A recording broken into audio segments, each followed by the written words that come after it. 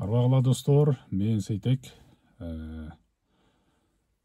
Бүгүн мен сиздер менен билим берүү жөнүндө бир аз сөз кылайын деп турам. Мурдагы Жапандагы билим алуу деген теманын бир аз уландысы деп койсо болот. Бирок көбүнчө бүгүн мен 12 жылдык билим берүү жөнүндө сөз кылайын деп турам да силер менен.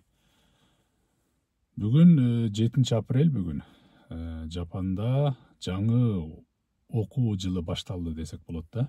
Бүткүл Жапан боюнча окуулар негизи апрелде башталат. Ошол учурда Жапанда окуу эмес, жалпы бул фискалдык жыл, финансылык жыл деп ушу апрелден башталат да. Бизде негизинен окуу сентябрде башталат эмеспи? Бул жакта окуу апрелде башталат. Бүгүн биринчи күн, дүйшөмбү, окуу башталды, мына 1-сентябрь сыяктуучу.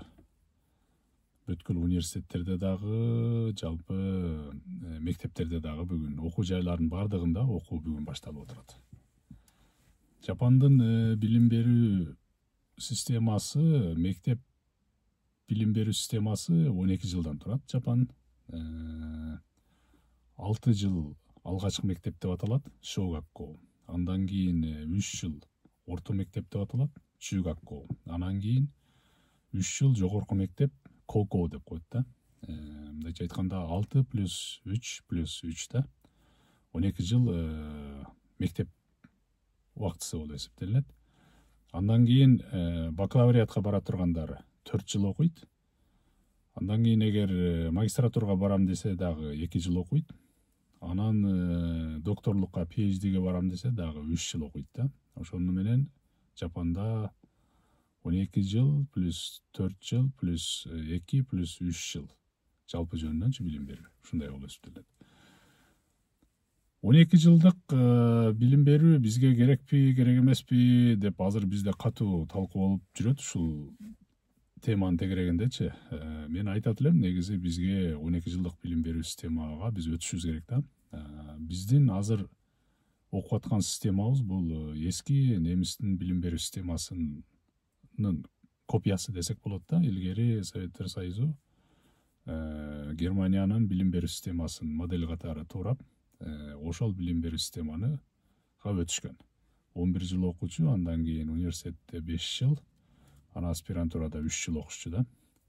Бирок Германиянын өзү деле 60-жылдардан баштап дүйнөлүк жаңы стандартка, азыркы мен айтып кеткендей Жапандагыдай, Америка, батыш өлкөлөрү бардыгы ушул дүйнөлүк стандарт 12 жылдык билим берүүгө өтүштү да. Бакалавриат 4 жыл, магистратура 2 жыл, анан PhD докторлук 3 жыл ошого өтүштү. Биз дагы ушул системага өтүшүбүз керек деп ойлойм да, негизичи. Мисалы,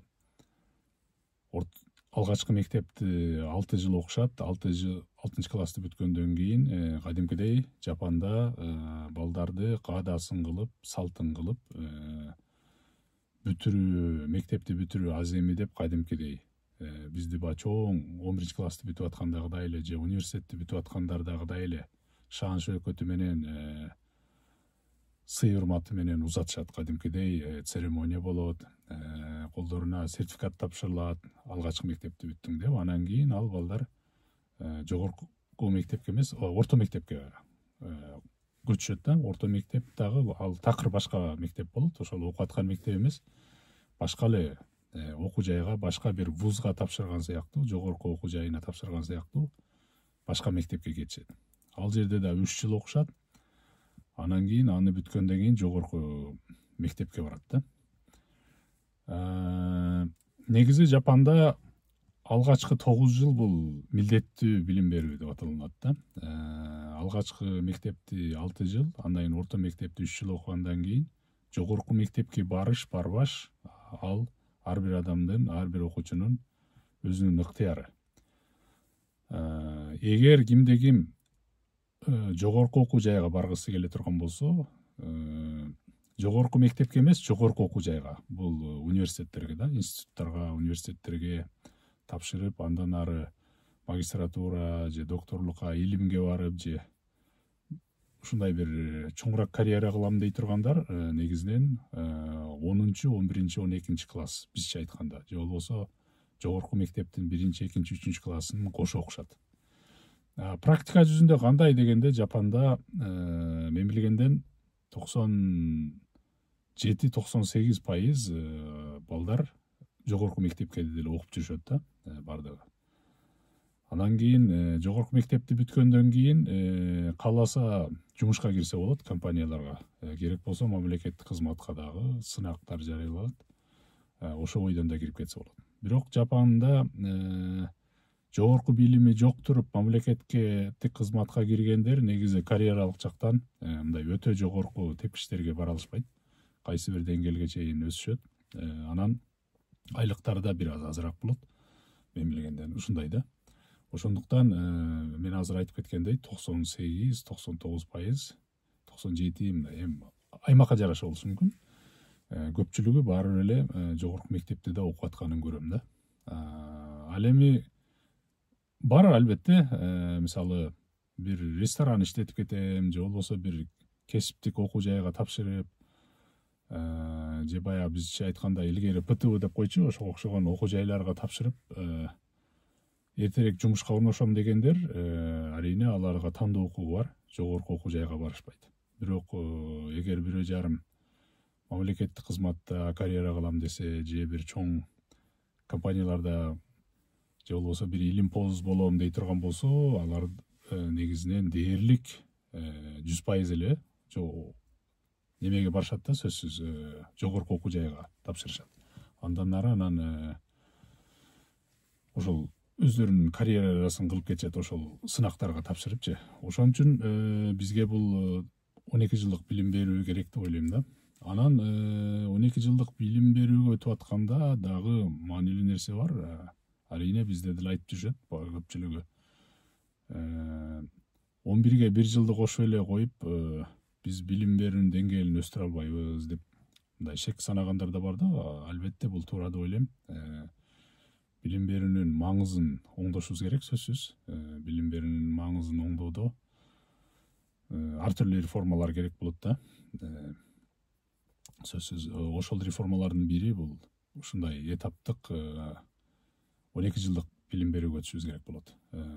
Мисалы көп учурда биздин балдар 11 жылдык билим менен чет өлкөнүн университеттерине барганда көпчүлүк учурда кабыл албай коюп атышат.